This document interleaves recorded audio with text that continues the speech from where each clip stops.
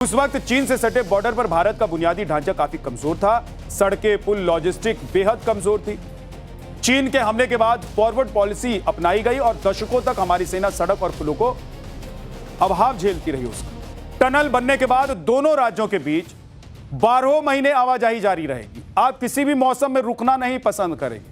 आपको जब मन करेगा अपनी गाड़ी उठाएंगे और निकल लेंगे। जब मन करेगा आप लद्दाख जा सकते हैं बॉस। आपको इंतजार नहीं होगा कि बर्फबारी रुक जाए, जो बर्फ पड़ी है वो हट जाए, रास्ता खुल जाए, रास्ता साफ हो जाए। नहीं, अब आप टनल से सीधे 15 मिनट में रास्ता क्रॉस कर देंगे 31 किलोमीटर। सुनिए कि नितिन गडकरी ने जोजिला टनल के बारे में क्या कहा है। आज का दिन भारतीय इंफ्रास्ट्रक्चर के इतिहास का सुनहरा दिन है, क्योंकि ये टनल जो है 14 किलोमीटर लंबी है, स्टेट ऑफ आर्ट है। और अभी मुझे बताया गया कि ये 14 किलोमीटर हम लोग एशिया का सबसे लॉन्गेस्ट टनल कह रहे थे, पर वर्ल्ड के इतिहास में भी ये नंबर 1 पर जाएगा, ये जान गई। ऐसा है कि मैंने ये सुझाव दिया, इसमें खूब नई नई टेक्नोलॉजी वर्ल्ड क्लास की यूज हुई है। ये सब डिटेल में भी आ नहीं पाया है, तो मैंने कहा कि हमारी प्रेस कॉन्फ्रेंस खत्म होने के बाद यहाँ हरपाल सिंह जो है उनको कहा कि आप सबको ले जाए और अंदर में जाकर आपको टेक्निकली पूरा समझाए। और ये मुझे लगता है कि अब ये काम फास्ट करने का है। जोजिला टनल का निर्माण दुनिया के सबसे मुश्किल प्रोजेक्ट में से एक है, क्योंकि यह टनल उस इलाके से होकर गुजरती है जो दुनिया का दूसरा सबसे ठंडा इलाका माना जाता है। यहां टेम्परेचर -60 डिग्री तक गिर जाता है। द्रास से पहले रूस के साइबेरियाई शहर ओयम्याकोन को दुनिया का सबसे ठंडा इलाका समझा जाता है। द्रास को लद्दाख का ठंडा मरुस्थल भी कहा जाता है। अब सोचिए कि ऐसी जगह जहां बोतल का पानी जमीन पर गिरने से पहले ही जम जाता है, उस जगह पर टनल की खुदाई करने का काम कितना जोखिम भरा और कितना चैलेंजिंग, कितना मुश्किल भरा रहा। लेकिन हमारे जवानों ने वो करके दिखा दिया। हमारे देश के बहादुरों ने वो करके दिखा दिया। हमारे देश के मेहनत कशों ने वो करके दिखा दिया। लेकिन मोदी सरकार के बुलंद इरादे देखिए कि 1200 जाबाज कुशल कारीगरों की मेहनत रंग लेकर आई और इस असंभव से लगने वाले काम को संभव करके दिखा दिया। जोजिला टनल से हमारी ग्राउंड रिपोर्ट आप देखिए, जिसमें हमारे सहयोगी साहिल सुहेल इस प्रोजेक्ट को मैप के जरिए आपको समझाएंगे। सबसे पहले आप इस बोर्ड पे नजर डालिए। ये पूरा जोजिला टनल प्रोजेक्ट का लेआउट है। स्टार्टिंग पॉइंट आपका जो है वो श्रीनगर से है, ये जो पूरा प्रोजेक्ट है, और श्रीनगर से शुरुआत होके नेशनल हाईवे 1 और कई सारी टनल्स इसमें बनाई गई हैं। सबसे पहली टनल जो है वो ये है। ये टनल जो है वो नीलगर के लोकेशन पे बनाई गई है, सोनमर्ग से कुछ किलोमीटर पहले। उसके बाद टनल सेकंड बनाई गई है। ये भी ट्विन ट्यूब है, यानी इसमें आने जाने के लिए 2 ट्यूब्स बनाए गए हैं। और फिर इससे यानी सोनमर्ग से इस प्रोजेक्ट की शुरुआत होती है। यहाँ पे आप जो देखेंगे बीच में रोड है और बीच में टनल है। इसे कट एंड कवर कहा जाता है।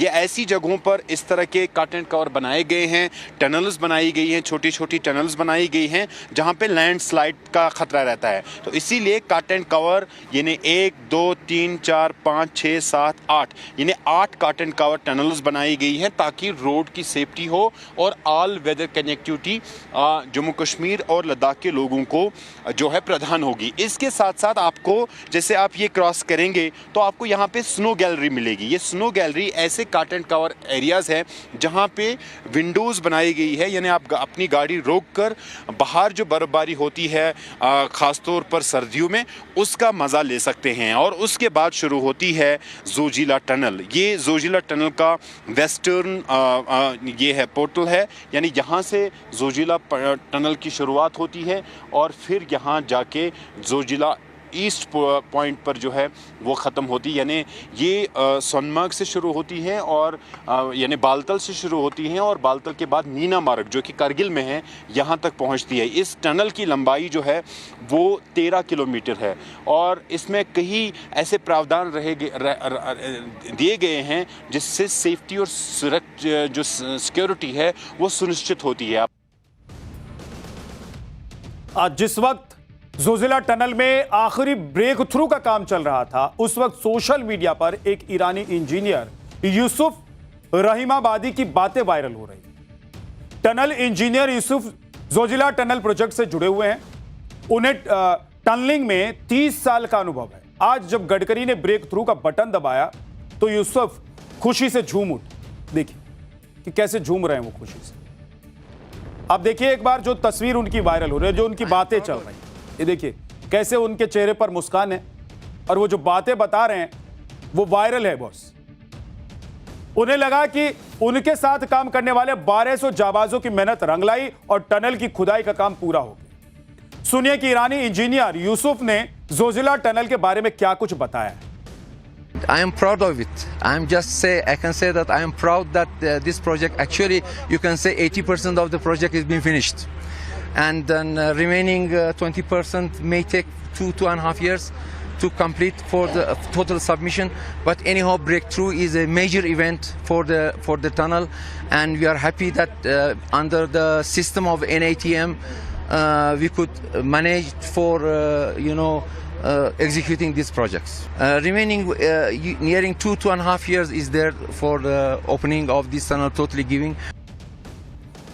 आप देखिए आज भारत चीन और पाकिस्तान से सटे बॉर्डर इलाकों में तेजी से सड़कें बना रही, पुल बना रही और सुरंगें खोद रही। यह सब इसलिए किया जा रहा है ताकि चीन और पाकिस्तान से युद्ध की आपात स्थिति में सेना को सप्लाई और बैकअप पहुंचाने में कोई दिक्कत ना हो। खासकर मोदी सरकार ने बॉर्डर इंफ्रा को मजबूत करने में पूरा जोर लगा दिया है।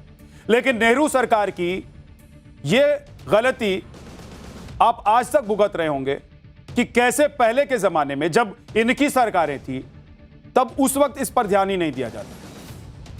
नेहरू की सरकार ने यही गलती की थी। नेहरू सरकार में रक्षा मंत्री वीके कृष्णा मेनन चीन को भारत के लिए खतरा नहीं मानते।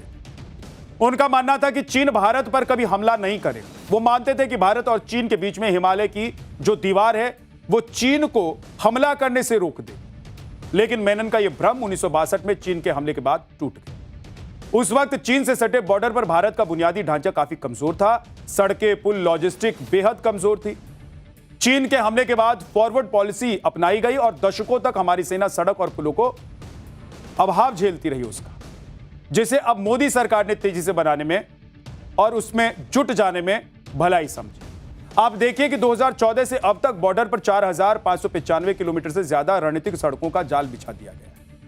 2014 में जब मोदी की सरकार आई तब BRO यानी कि बॉर्डर रोड ऑर्गेनाइजेशन का बजट 3000 करोड़ रुपए का था, जिसे मोदी सरकार ने बढ़ाकर 18,700 करोड़ रुपए तक पहुंचा दिया। इस भारी भरकम बजट से बॉर्डर के दुर्गम इलाकों में रिकॉर्ड समय में सड़कें, सुरंगें और एयरफील्ड बनाकर भारत की सीमाओं को अभेद्य और सुरक्षित किले में तब्दील कर दिया गया। BRO ने बीते 12 सालों में 1100 से ज्यादा रणनीतिक पुल बनाए हैं ताकि सेना बॉर्डर तक जल्दी पहुंच सके। अटल टनल, सेला टनल, श्योक टनल, लद्दाख में दुनिया का सबसे ऊंचा मोटर रोड, लद्दाख में न्योमा एयरफील्ड और LAC के पास डारबुक श्योक DBO रोड जैसे प्रोजेक्ट को पूरा करके मोदी सरकार ने चीन के माथे पर भी पसीना ला दिया।